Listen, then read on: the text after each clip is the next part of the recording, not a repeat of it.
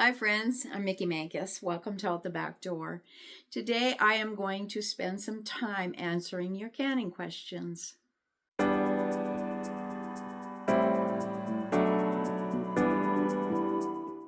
Okay, right off the bat I want to say hello monkey out in the UK.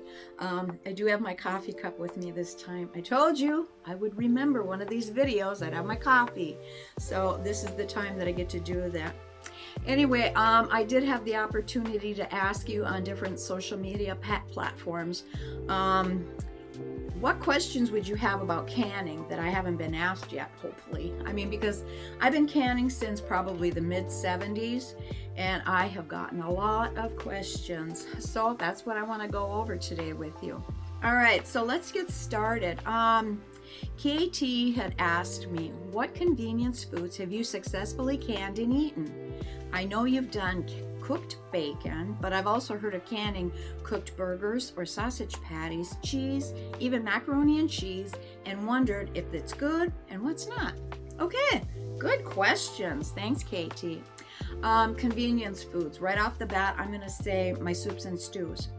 I always have that in stock in my pantry because if I've had a really super busy day and hadn't had a chance to make supper or pull something out of the freezer for supper, then I can just go down, grab a jar of soup or stew, whatever it may be, and that hits the spot. That takes care of everything.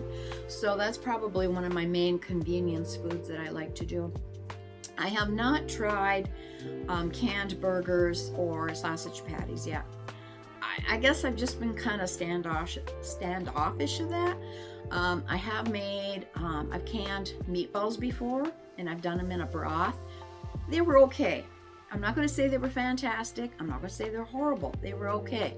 So I don't can them very often. And what I do is I make my regular meatballs and then cook them up and everything. I put them in a jar and I put broth in there, like a beef broth. And then I can them according to meat times. So that I do like to do. I would imagine hamburger patties and sausage patties may can up the same. I just haven't had the desire to do that yet. I know some people have.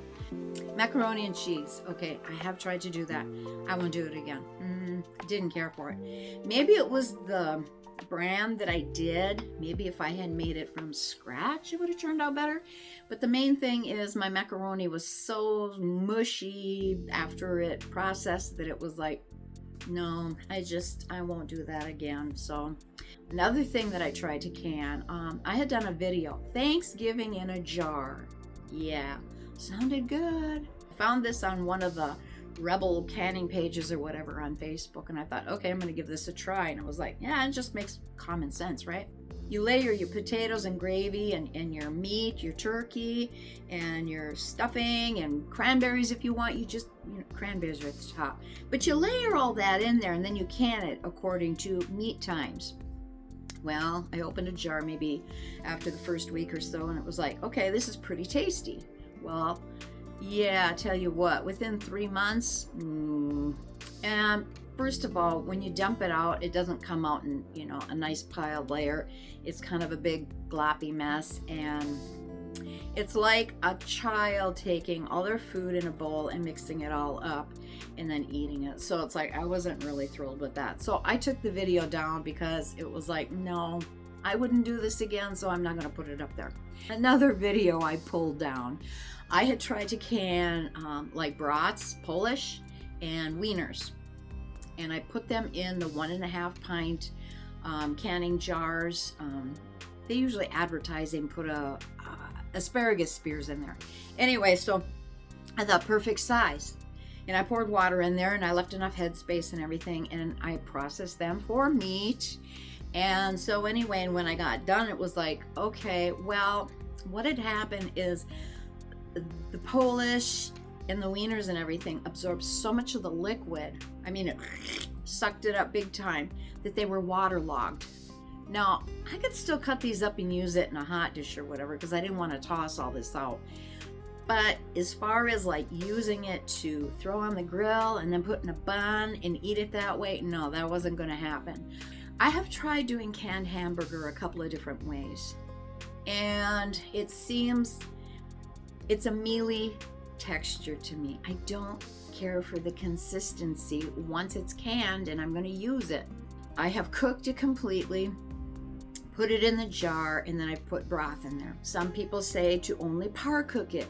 Put it in your jar, and you can put water in and seasoning and or broth or whatever. I tried that. The texture consistency I didn't care for. I always use ground venison. I grind my own venison, and I put it on a coarse grind. I don't do fine grind. I know a lot of people say, oh yeah, you want a fine grind for hamburger because then you have good hamburgers and stuff. Well, no. To me, it's like the meat just kind of disintegrates or falls apart or whatever. That's just my opinion. So anyway, what I do is I coarse grind it, and I thought that would help, and no, I was still having that issue. All right, what else? Oh, yeah. Coleslaw. Canned coleslaw. That's another convenient food for me. I'm surprised that I even tried a jar that was 2 years old. When I can unconventional foods, I don't call them Rebel, and I always save an extra jar to see how long is the shelf life going to be. I opened a jar, it was over 2 years old, and it still had actually some crunch to it. Okay, it wasn't as crunchy as when I first canned it, but it wasn't like I was eating mush. So yes, I would do canned coleslaw again. That one, okay. She also said, I've had good success canning milk, but half and half left a skin at the top. Still tasted fine. Is this typical? Well, okay.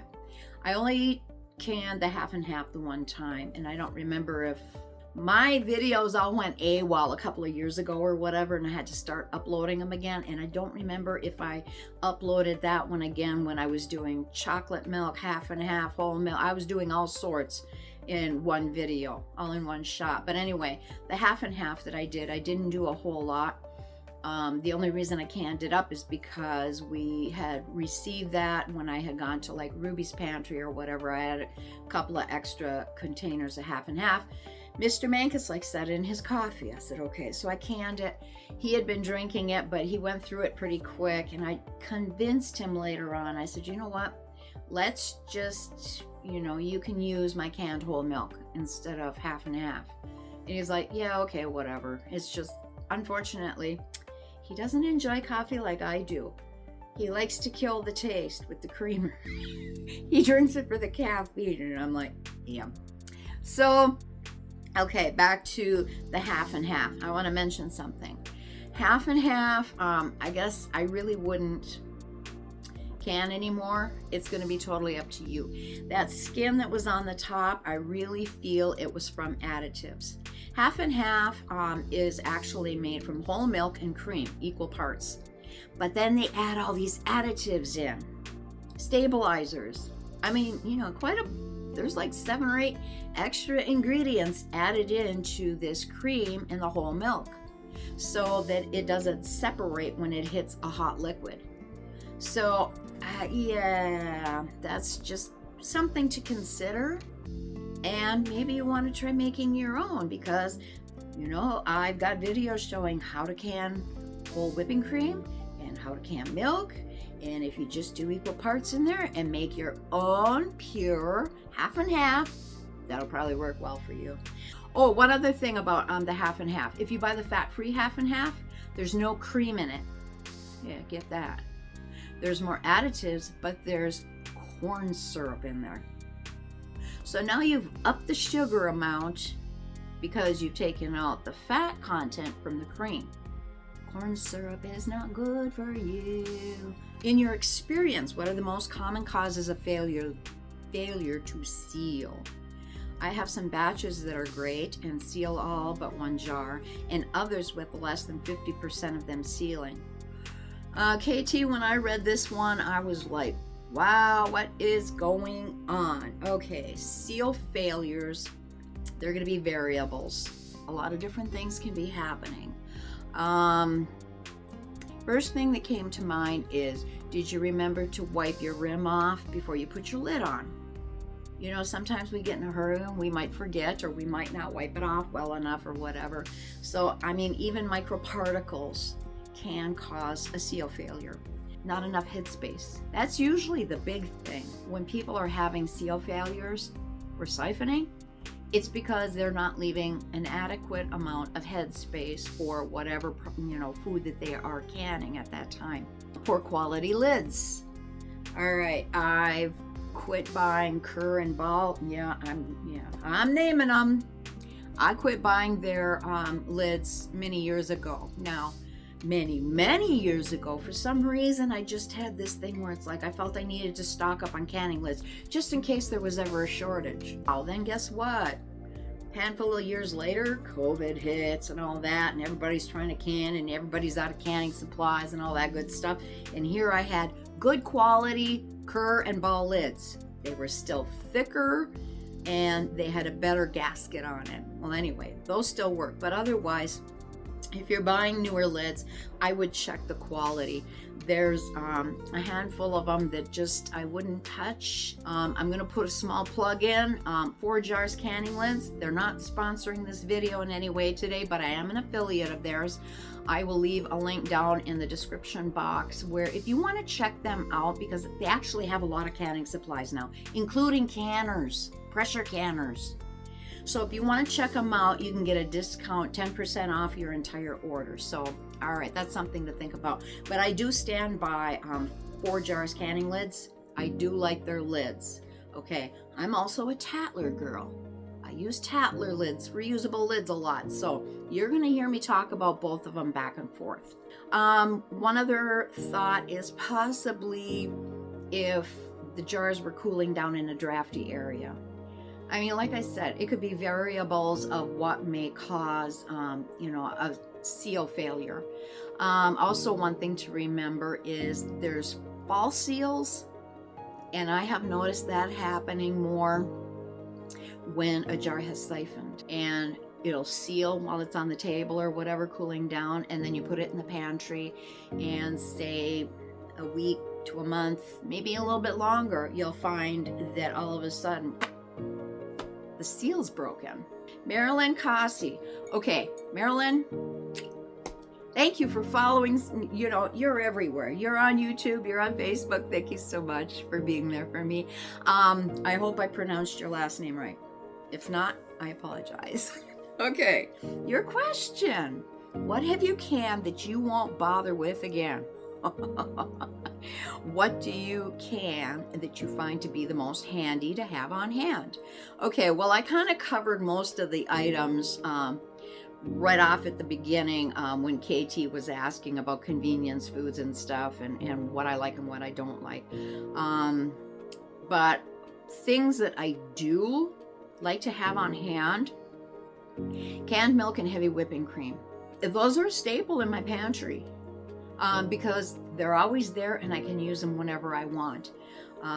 Even if they're getting older, even if they separate. Yes, they will separate the older they get when they're sitting on the shelf. That's okay. You just mix them back up and it'll be fine. Don't start sweating it thinking that, oh, something's wrong with my canned milk, something's wrong with my whipping cream, that type of thing. So those are 2 things that definitely I have in the pantry. I always have a variety of different canned meats. We do most of our own hunting and fishing, that type of thing. Now, I do venison all the time, and I do it in different ways. I might cut up chunks to make like little roasts. I make little porchettas out of them, stew meat. The neck, I usually cook down into a roast, so I've got shredded meat for sandwiches and stuff like that. I mean, I do a lot of different things like that. Grouse, I've got canned grouse too. I mean, because I use that in place of chicken, canned chicken. I'll buy chicken or turkey and I will can that up also, but grouse is the main thing. So I do have poultry and red meat. I do have some pork. When I find pork loins or whatever on sale, I may cut those up in big chunks and can them in pint jars also. So that's a staple in my pantry also. What else? Let me see. Oh, tomato products. Tomato products of every kind. Stewed tomatoes, tomato juice, tomato sauce, tomato paste, salsas, herb tomatoes. I mean, it's like tomatoes are always in my pantry of some sort. Also juices that I harvest myself, any of the fruit. whether it's from our berry patches, from the apple trees, anything like that, or if I'm out foraging. I've gone out foraging for plums and crab apples on old homesteads that no longer exist or whatever, but those trees and bushes are still there, and they are producing still such beautiful fruit. So I'll go out when I've got time, and I'll harvest that and I make juice. That way I can regulate whether I want to put a sweetener in it or not, or how much of a sweetener. Those are some things that I find most handy, because you don't know what you're getting in your juice when you buy it from the store, right? So anyway, any of the food that we do. So Marilyn, I hope that answered your question. All right, who do we have up next? Janine McWhorter.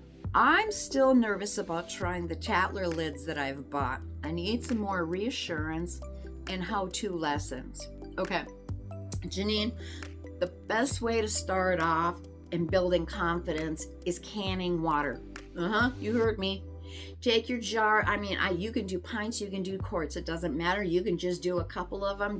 You can do 4. I don't care. And all you have to do is fill them with water and leave about a 3/4 inch headspace.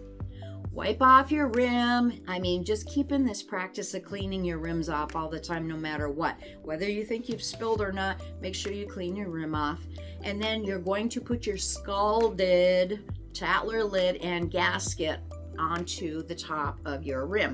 You've got that on there, and then you're going to go and you're going to put your band on, and you're putting it on fingertip tight. I realize everybody's fingertip tight is different, especially guys. But the only reason you're putting a band on really is to hold the lid down in place. So you don't have to crank on it. You need to allow the air, the oxygen, everything that's in your jar to escape while it's processing. So once you get that done and it's done processing, you can water bath can this. You don't have to pressure can it or whatever. You can practice with just water bath canning if you want. And then once it's done processing, 10-15 minutes, turn your burner off and let them sit for 5 minutes before you remove them out of your canner.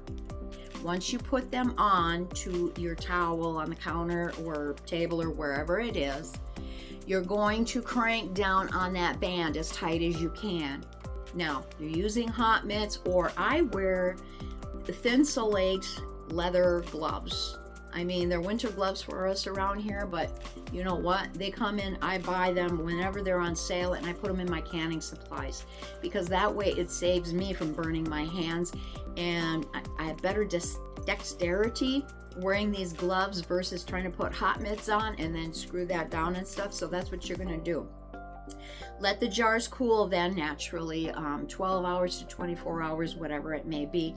And then when you go to test them, what you're going to do is the band should be loose.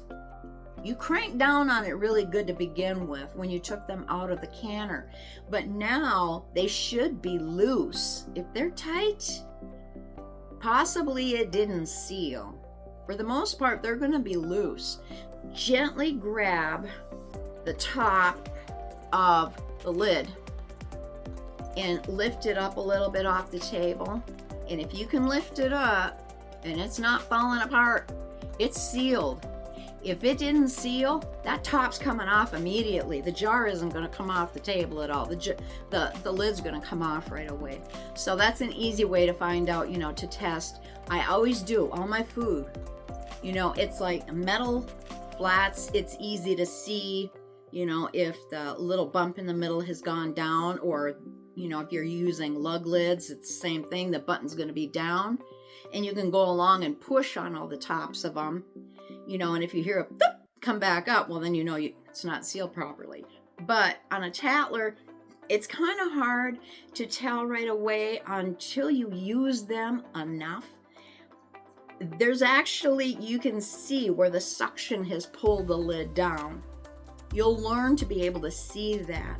But to start with, and I still do it even though I can see it's down, I check each one by, okay, so here's my coffee cup. We're going to pretend the lid's on there, and all I'm doing is grabbing right here, and I'm gently lifting up.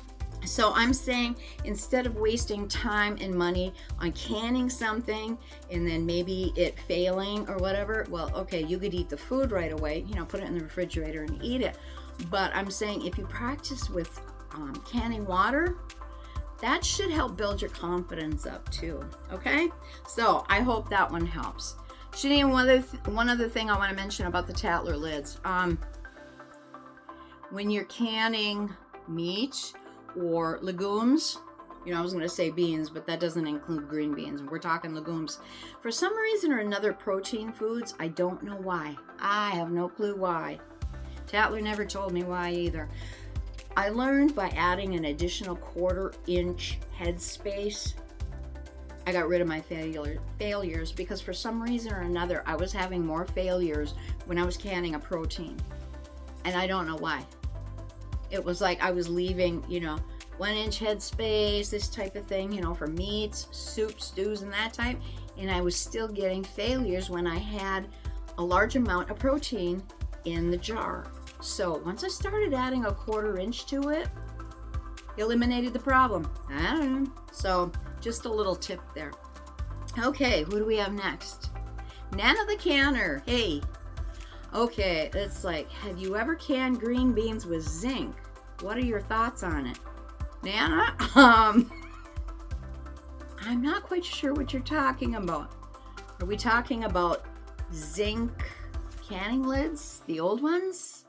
Or are you talking about putting a supplement of zinc in with the green beans? Or, I'm sorry. Please leave me a comment below to clarify what you were asking as far as putting zinc with the green beans, because I've never heard of this. So I can't answer that question. Okay, Nana also asked, have you ever canned vegetables in broth or stock? If so, what vegetables have you done this with? And what was the end result? Did I like it? No, Nana, I use water in with my vegetables and that's it. I do add salt. And that isn't for a preservative or anything. I add it for flavoring. It actually enhances the flavor of your vegetables. If you're on a low sodium diet or whatever, you're fine to leave that out. That's not a big deal. But that's all I do is water and salt. I guess the main reason is because it gives me a bigger versatility of how I can use my canned vegetables. I'm not just restricted to like, okay, I'm putting broth in and now it's like I can only use this batch of vegetables or whatever for making soups or stews or whatever because I'm going to use the broth in with it. Can you understand what I'm trying to say? It's like I just don't put the broth in with my vegetables because for the most part I'm draining it off. That's just me. Okay, so all right, let's see what else. Oh, this is a cool question. Do you consider yourself an ingredients canner, or do you prefer ready canned meals in a jar, or do you prefer both? Just trying to get to know you better. Well, that's sweet. I do both, but I'm mainly an ingredient canner. It's just easier for me to have a variety of canned ingredients so I can make that many more different meals or whatever, so that it's just not like I'm pulling meals off all the time and that's what we're gonna eat. I mean, like I said, the soups and stews, that's a convenient meal for me, and I do have those. The coleslaw, I guess I would consider, kind of like a salad type thing that, that's ready to go. Hash. Oh, okay. I like hash. So I use ground venison and then the potatoes and onion and seasonings and everything in it. But all right, here's a quick story to that. One of Mr. Mankas's relatives, had canned hash, and he said, hey, you want to try a jar of this? And I'm like, I looked at it and I'm like, he goes, here, it's really good. And I'm like, okay. And I looked at it and it's like, man, this looks like dog food. I mean, seriously, oh, it was bad. John, if you're watching, sorry. I was really freaked out with that first jar of hash that you gave me, that venison hash. But okay, so I decided, all right, I'm going to be a big girl. It took me a while to get around to opening it up. Honestly, it looked like canned dog food.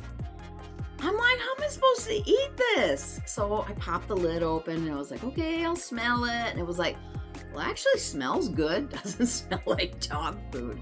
And I thought, okay, so I went and I got a little spoon out and closed my eyes and I took a little bite. I'm like, oh, it's not so bad. And the next thing you know, I had eaten half the pint jar already without even heating it up. It was like, okay, I had to get over that visual. And I am a very visual person. But anyway, so yeah, that's another prepared food that I like. But overall, I do ingredients because, like I said, then I can mix, match, do whatever, and I don't feel restricted on what I've got. So where's our next one? Diane Hinton Case. Hey, Diane.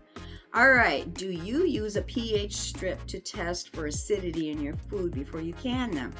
I have learned so much from you over the years, but I don't think I've ever seen you use this. Well, thank you, Diane. Actually, you haven't seen me use it, and yes, I have. I have a pH meter. I had purchased a really good one from Amazon. I can leave the link for that below. Also, pH strips. And generally when I use these, I'll do this is when I'm testing different things to can before I just jump in and do a video for you. I want to make sure that the pH level is at a certain point. If I feel like it's like, okay, I'm gonna water bath can this. Okay, according to the canning police, your pH level has to be 4.6 or lower in order to water bath can it. Okay, your scale goes from 0 to 14. 7 is neutral, but anything over 4.6 they consider low acidic. That's called alkaline.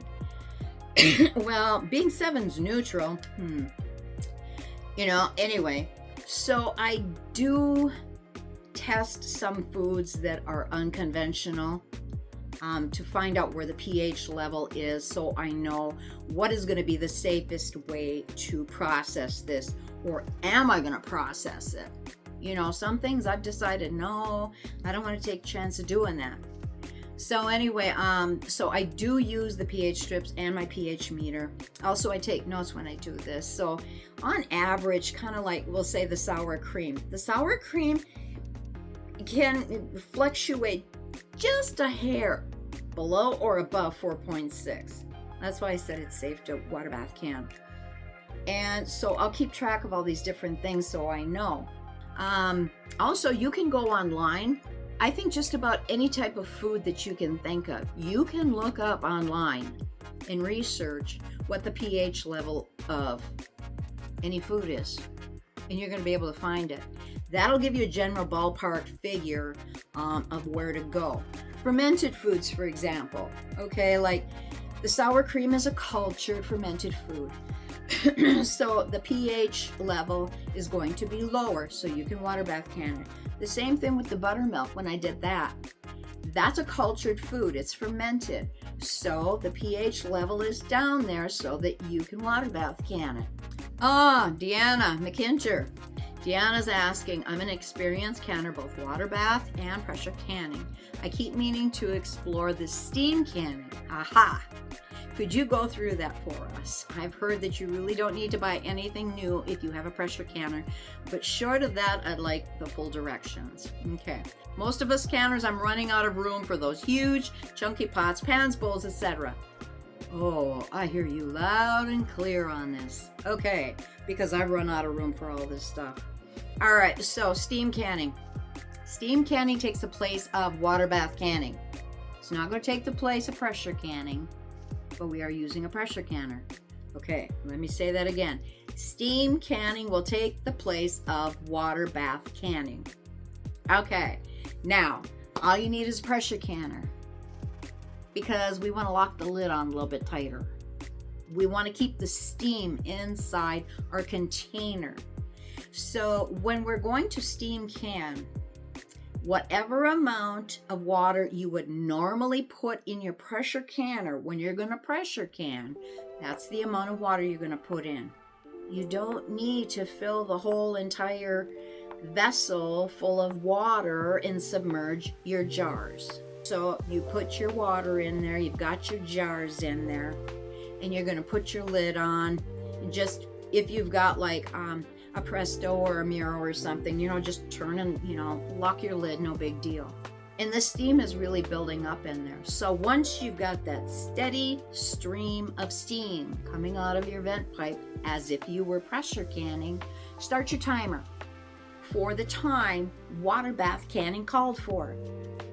So if you're doing, say, quarts of peaches, and I'm trying to think off the top of my head right at the moment, maybe the 20 minutes, if I remember correctly, that you water bath can for 20 minutes, I think. You've got your quart jars of peaches in there. You've got your lid shut and it's venting. And as soon as it starts venting, you're going to set your timer for 20 minutes then.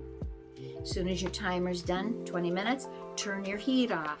Now allow that 5 minutes or whatever, your residual steam is going to come out of there, and then you can unlock it, and then you can safely remove your jars. So the steam canning process is allowing you to water bath can high acidic foods and not have to submerge and use so much water in your canner. Now, once I started steam canning with my pressure canner, I don't remember the last time I've used my water bath canner. I've got a very large one and I've got a standard size one, and they take up room. Yes, there are steam canners out there for sale and they're expensive. But if you own a pressure canner, why buy another piece of equipment when you don't have to? You can use your pressure canner to steam can anything you would water bath can. All right. I've got a list of questions then that I get asked often and have throughout the years. And I'll just try to run through these a little bit quicker. All right. Can I can all dairy products? No. Not all dairy products are suitable for canning, okay? Don't think just because you've seen me can certain, a handful of different dairy products or somebody else out on the internet or whatever, you just can't can everything, okay? Example, I would not can buttermilk. I did the video and I showed you the end result, and it's not worth it. Plus, you know what? If you've got a jug of buttermilk and you run out, pour your whole milk back in there and let it sit out on the counter for a couple of days and shake her up, put it back in the fridge. You got buttermilk again. The culture will just keep, it's like yogurt. You can keep making yogurt from yogurt culture. Well, you can do the same thing with buttermilk. So don't mess around with that buttermilk tank. That wasn't very nice the way it turned out, but I wanted to show it to you so you wouldn't question just taking my word for it. Okay, also, let's see, what else? Cottage cheese. It disintegrates. Don't do cottage cheese, that'll disintegrate. Do I can sour cream the same as milk? Okay, I kind of covered that a little bit earlier, saying no, because the pH level is different. Sour cream is cultured. Remember, if it's fermented, culture, anything like that, it's going to be water bath canned, where if your pH level is higher, you're going to pressure can it. Another thing, question that I've had a lot of times, or people have brought up, isn't it killing the good bacteria or the cultures if you're processing it, that if you're canning it? Yes, you are. You're totally killing it. You're defeating the purpose if you want the beneficial bacteria in the food. If that's what you want, you culture it, you ferment it, anything like that, put it in the refrigerator. Don't can it. Because any heat source will destroy the beneficial properties for it. Now, I think a lot of the people just wanted to have it on their pantry. They want to have it on the shelf in the pantry, and that's it. They're not thinking about, oh, this is beneficial, good gut health and that type of thing. So that's, two sides of the coin. If you're looking for the benefits of a fermented or cultured food, do not can it. Don't apply heat to it. That's kind of like when I do sauerkraut. I do both. I can sauerkraut. Yes, I've killed all the probiotics or whatever that's in there, all the good bacteria and everything I have. But I use it in different recipes. For example, I made Reuben casserole the other night, and I opened up a couple of jars of the sauerkraut that I had. Well, I'm heating it again anyway, so when it's in the casserole, it's in the oven, and it's cooking up, I'm killing the good stuff in it anyway. So that's why I've got canned stuff in the pantry. Now, if I want the good, healthy gut stuff, that goes in my refrigerator. I will make a jar of that. In fact, I've got beets coming from Azure Standard because I have been craving fermented beets. I don't know why. I've got pickled beets, but I want fermented beets. So anyway, yeah, I can hardly wait for my order to come. Should be here tomorrow. Yeah, I gotta go pick up my order tomorrow. Anyway, so I will be doing that. I'll probably do a video on the fermented beets then also. Why did my milk siphon? Okay. There's a couple of reasons as far as milk siphoning, because I occasionally still get that. One, not enough headspace. Milk is notorious for siphoning, so add a little extra headspace when you're filling your jars. Okay, another reason could be you raised your temperature up too quickly. As far as doing milk and stuff like that, I always say, do it slow. I just keep preaching that you've got to do this slow, and so that you're not caramelizing all the sugars and the protein and everything else, and you're sweetening your milk up and it's turning super tan and all that. But anyway, that could be another reason. Also, if you didn't leave the jar sit for like the 5 minutes after it was done processing, and you got in a hurry and you took the lid off as soon as your pressure came down to 0, and you're hearing pop, pop, pop, and sometimes you'll go pop, pop, pop, pop, pop, pop, pop. It's because the pressure is still trying to regulate in there, and I've had siphoning happening during then. So make sure that you leave your jars in your canner for that 5 minutes to let them rest before you remove them. Here's a good one. Okay. How do I know that my vacuum sealed jars are sealed? And do I need an oxygen absorber? Okay, first of all, your vacuum sealed canned jars, if you're using metal flats, it's going to be the same as if you water bath can or pressure canned. You know, the button's going to be down. If the button's up, you'll probably be able to lift the lid off. The same with if you use tattler lids, say for example, reusable lids for vacuum canning foods. Oh, another reminder, you can only vacuum can dried foods or whatever else. You can't put any foods that have moisture in and vacuum can them. That is not a substitute for water bath canning and pressure canning. So anyway, so that's the way to check to see if your jars are sealed or whatever. Also, as far as the oxygen absorbers, okay, I'm gonna have a whole bunch of you climbing all over me for this one. I don't believe in them. I think it's a marketing scheme. It's getting you to spend extra money. Oxygen absorber. It's not a moisture absorber. It's an oxygen absorber. Now, if you've canned something, pressure canned, water bath can, okay, we're going back to vacuum canning. You have pulled all the oxygen out of that jar. If you use a food saver and you suck all the air out and the bag is sealed, you've removed all of that oxygen. Why are you wasting your money? Okay, I'm getting on a rant here, I'm sorry. Why are you wasting your money on oxygen absorbers? And then you open the jar, you've allowed oxygen back in there again. Might as well toss your oxygen absorber away. It didn't do any good then. You can always reseal, vacuum seal your canning jar again. So, okay, I'll calm down. Drink coffee.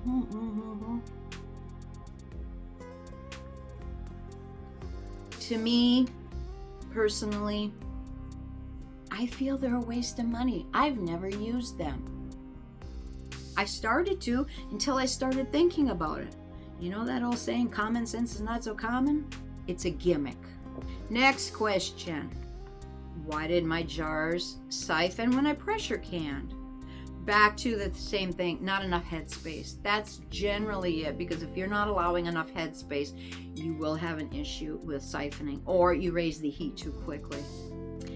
Why do I have seal failures when using tattler reusable lids? One, you may have put the band on too tight before you put your jar into the canner. That could be a culprit. Also, not enough headspace. That's a biggie, especially like I had mentioned before with proteins, with meat or legumes. It's like you need that headspace. I don't have a pressure canner. Can I water bath can low acidic foods? Technically, yes.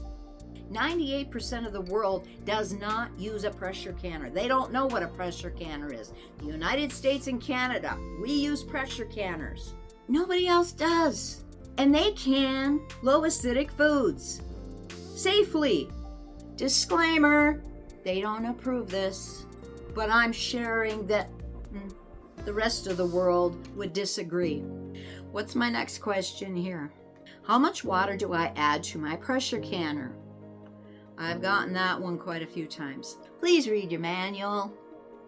Okay, for the most part, that's why I'm saying read your manual. For the most part, 23 quart Presto, Miro, that type of thing. Call for 3 quarts of water. Whether your jars are in there or not, calls for 3 quarts of water.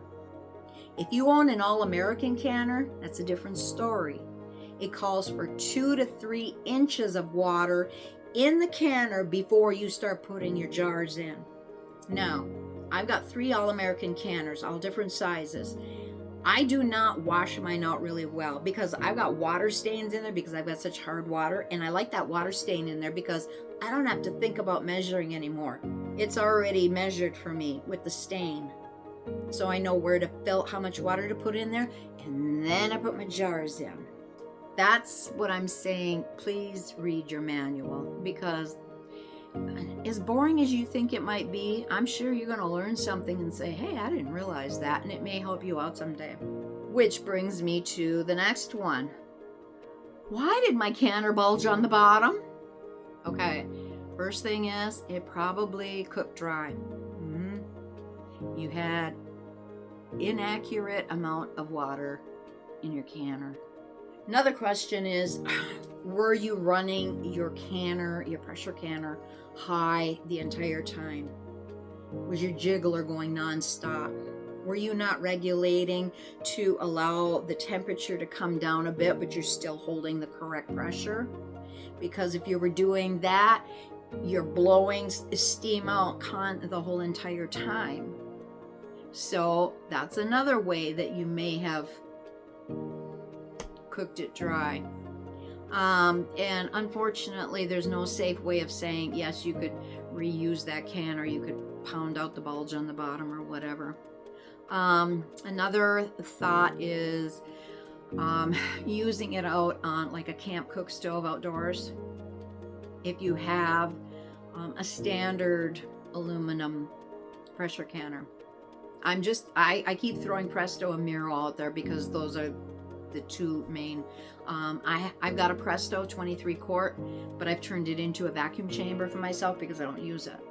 I just use my All-Americans. But anyway, the metal is so much thinner on those compared to an All-American. Those are cast aluminum. They're heavy duty. They're kind of called the Cadillac of canners. And they can withstand being out on those cook stoves very easily because they're so much thicker. You can end up wrecking a regular canner, pressure canner, if you're using a camp cook stove or something, if you're not watching your temperature. I don't know if they make like heat diffusers or diverters or whatever that you could put on top of the burner and then put your canner on top. I don't know. I haven't checked on that. That might be an idea for you, but that's another reason you may have a bulged bottom or whatever, is because your pan got too hot. What is the shelf life of home canned foods? Okay, it's all going to depend on the food, and I would say on average we're going to say Anywhere from 3 to 10 years easy. You probably go over 10 years. Honestly, I've got food in my basement right now from 2015 and it's 2025, and I will say though, over a longer period of time, the quality will degrade.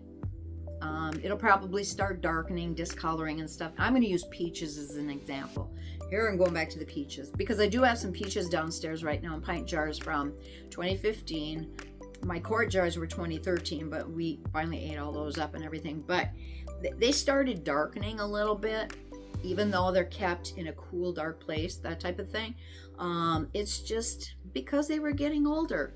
And this is going to happen with commercially canned fruits and vegetables, that type of thing also. So yeah, your food can last quite a while if you take care of it. If make sure you're canning properly and safely and everything, and you store it well, you'll get a good lifespan out of it.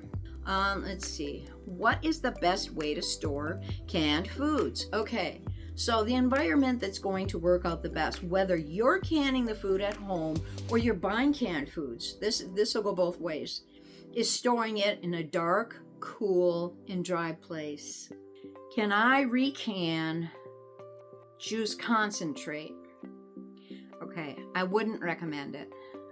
The reason why is because so many additives have been added into it in order to turn it into a concentrate, and then they reconstitute it. So I wouldn't. I did this by mistake one time with orange juice. I wasn't paying attention, and it was orange juice from concentrate. And I had done it, and once I did get done canning it, I noticed that the color had turned. The orange was not bright and vibrant anymore. It was almost kind of a brownish color. You know, there was a brownish tinge to it. I opened up a jar to try it, and it was almost like a bitter taste. It was just like, so don't watch what you're buying. Say, for example, your orange juice or whatever. Make sure they're 100% juice. There's nothing else added into it, that type of thing. So yeah, that's my thought on the juice. Or do like I do and harvest your own fruit and juice it up and can it. Can I can nut milks? Yes, you can. Do it the same way that you can dairy. I just had somebody asked in the last couple of days if they could can lactose-free milk also, and yes, you can. Why do you say you only need to own one canner? Okay, Deanna made the comment about having so many pots, pans, bowls, and everything else, and she's running out of space. And girl, I'm right there with you. Okay, so, all right, here's my thought. If you're just starting off canning, and if you can afford to, I would purchase a pressure canner right off the bat. And the reasoning why is you use a pressure canner to pressure can. You can pressure cook in it. You can use it as a stock pot. You can use it as a steam canner. You can use it as a water bath canner. There's so many different ways that you can use a pressure canner other than just pressure canning. So that's why I say that would take the place of so many other things. And, you know, especially if you're on limited space or a limited budget. Can I use a pressure canner outdoors? Yes, I kind of covered this already. I do a lot of outdoor canning, especially in the summer when it gets hot and I don't want to heat up the kitchen. All right. Do I need to peel my tomatoes before canning them? I generally don't. Why are you tossing out something that is full of flavor and full of nutrients? Why are you getting rid of the skin? The only time that I do is when I'm running my tomatoes through like a food mill because I want to make tomato sauce or tomato paste, and then I don't want the skins in there. I'll do it that way. But then at the same time, I save all of those tomato skins and I dehydrate them. Because once I get them dehydrated, then I grind them into a powder. Now I can put this back into making any of my foods, you know, marinara sauces, anything like that. Or, you know, what's really good is mixing it in with cream cheese or something and spreading it on, you know, toast, you know, that type of thing. The peels have a ton of flavors. So I don't understand why so many people are insistent of peeling their tomatoes before they can them? I don't. How do I know if my canned food is still good over 5 years? Okay, I'm gonna say you're gonna use your 3 senses all up in your head here. First of all, you're gonna look at it. You're gonna use your eyes, your nose, and your mouth, your taste. Okay, so visually inspect your jar to make sure that there's no mold, there's nothing funky looking in it when you open it up, that type of thing. There have been times, I mean, because I've canned thousands of jars over my lifetime, and I've had, you know, on occasion it's like, okay, I grab a jar and it's like, ew, it's inside, it's not just on the top, it's starting to grow down the side. So it's like, please, if you ever open something up and it's got mold on the top, throw it away. Don't think you're going to scrape it off and save the rest of the food, because it has little tiny tentacles that go down in that you don't see, and it's contaminating the food, and I don't want you getting sick. Okay, please? Okay. So you're using your eyes. So if it looks good, there you go. Smell it. If it smells funky, throw it away. If it smells good, there you go. You're about ready to cook it. Okay, now, next is taste. Me, I taste the food right away. You know, it's just kind of like, you know, if the sight is good, the smell is good, I don't even think about tasting right away. But these are different steps you can take if you're really concerned. So, one thing people suggest is, say, vegetables, meats, anything like that. If you're concerned about it, once you open it up, you boil it for 10 minutes before eating it, and that would kill off any organisms that may be harmful to your belly. I usually don't do that. It's like if it doesn't pass my eyes or nose, you know. So anyway, those are ways to check to make sure that your food is safe to eat. Because if you have any question about anything, please, if you question anything about that you open, even commercial food, please throw it out. I don't want anybody getting sick. All right. Can I leave the peels on my potatoes when I can them? You can, but you have to scrub them extremely well. Make sure you get all in them little nooks, crannies where eyes would be forming and everything, because botulism is in the dirt. And if you don't clean those peels super well, you're introducing that into your food when you can it. So I peel my potatoes. Okay, how long are vacuum canned foods good for? Now, reminder again, this is for dried foods only. I would say, I'm going to shoot a number out there, 10 years easy. Here's a crazy example, okay? I've canned candy bars before, and that used to be a big joke. You'd say, oh, I canned, and somebody sees a jar of canned candies or candy bars or whatever. I also can chocolate chips, nuts, any of that. Vacuum can it. So the candy bars, got a sale on them, and they're full-size candy bars, and I put them in quart jars, and I canned these candy bars, and I totally forgot about them, you know, and they were on the shelf or whatever, and I was digging for something or another, and all of a sudden I see a jar, and I grab it out, and I'm thinking, these things are like 3 years old. Let's try one and see what they're like. So it was sealed well, and I opened it up and took a candy bar out. I'm dead serious. I'm not kidding. They were like the day I had canned them. That's how well they stayed fresh without the oxygen in the jar. So I'm not saying candy bars are going to have a lifespan of 10 years, but mine had 3 at least. So dried foods that you're vacuum canning can have a very long shelf life without the oxygen absorber. Okay, what else do we have? Here's another one. It's not frequently asked, but it has come up a couple of times. Isn't commercial pressure canning done at a higher temperature and pressure than home canning? No, it's the same. Their pressure canners. Okay, you've got a more sterile environment, supposedly, than we do at home when it's in a factory. They're still bringing their temperature up to 245 degrees Fahrenheit, just like we do when we're home canning, pressure canning. The only time they're going to do something different is when they ultra pasteurize, say, milk.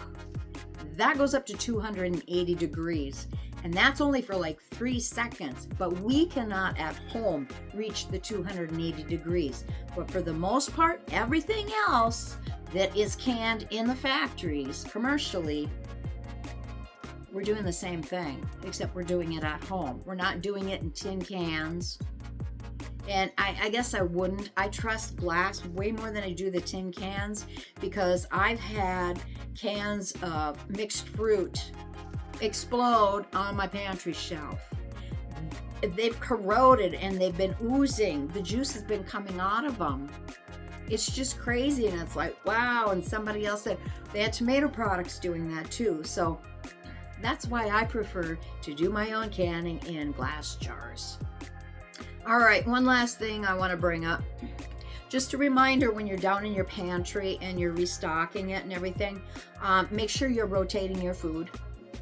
And so when you're rotating your food and you're bringing your older food closer up front and you're putting your new stuff in the back, kind of eyeball around your jars of canned food to make sure that all the jars, the lid jars, are down.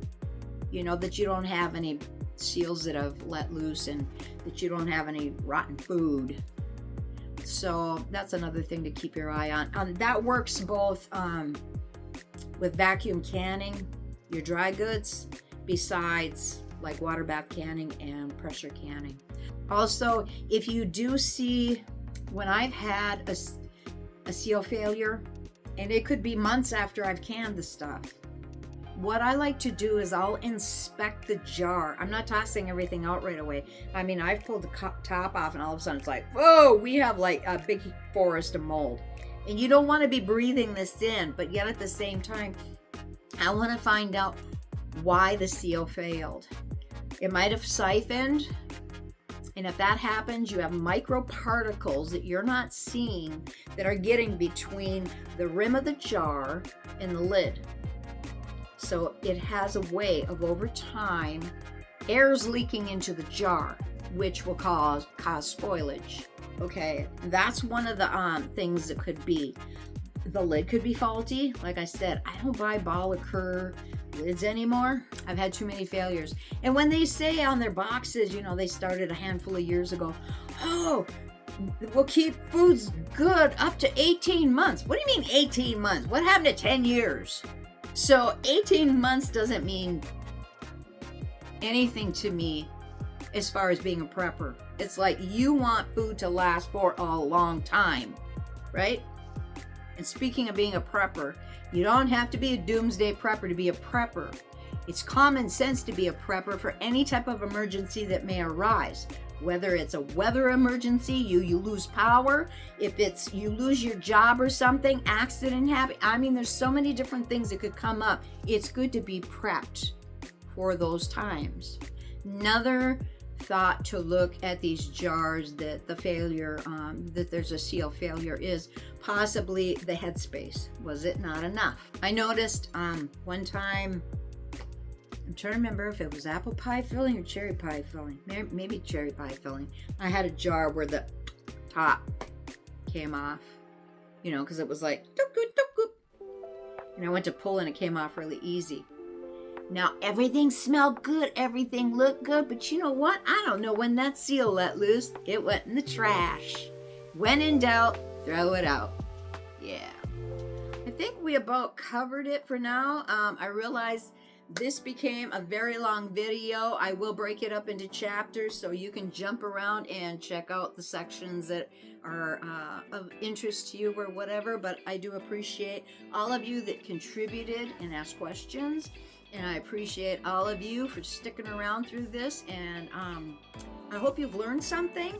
If you've got more questions, leave them below. I'll answer them for you. So Until next time, I hope you have a wonderful day. God bless.